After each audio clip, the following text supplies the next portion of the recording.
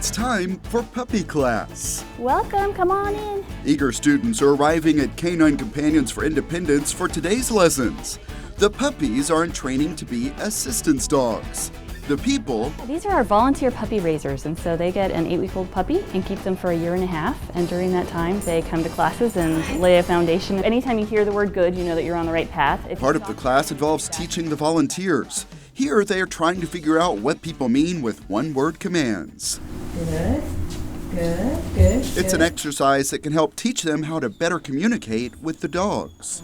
They have no clue what you want them to do. They're just following your cues and listening for your verbal praise. That communication is important because the volunteers are responsible for teaching the puppies 30 commands before they get advanced training with a professional. This is Albie, and he is almost 16 months old. Kelly Harrell is raising her first puppy. I didn't really know what to expect, but it's been really nice to see some success. You know, you do a lot of work, and then you see a puppy learn something. Okay, so Vincent is what we would call, are you showing off for the camera?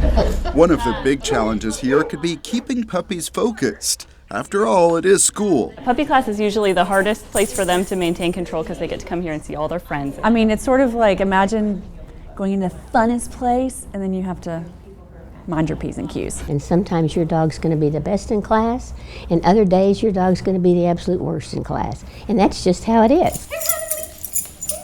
They all bring personality. You can see that some are eager and some that need a motivational nudge. Here she is. Very good. Canine Companions is looking for more volunteers to raise puppies. It just added these new daytime classes for puppy raisers. We have a lot of puppies on their way to Texas that are looking for volunteers to raise them. And it's a really great way to volunteer and be able to really make a difference in somebody else's life. Yeah, I love that you stopped when she got unfocused. Like any class, this one comes with homework.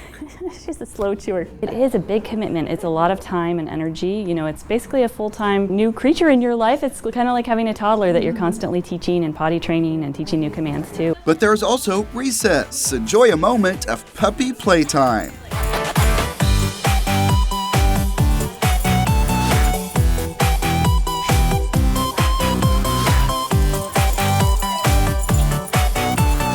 But the hardest part comes when the games and all the lessons are done. I know. I thought it wouldn't be that bad, but now I'm starting to think it might be a little harder than I thought.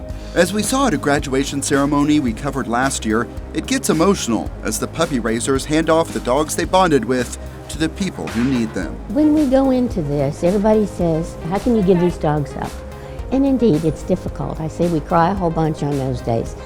But you know that going in, that indeed you're raising this dog to help someone. But I guess that's really what you want them to do is try, teach them, and then maybe they soar and hopefully they help somebody who needs it. In the meantime, they are enjoying the lessons and the experience of being a puppy raiser. He's been a real joy, by all means, but they all are. We have children, and it's been nice to teach them that sometimes being part of charity or giving things is more than, like donating soup cans. It can be something real. They hope to make a difference in someone's life.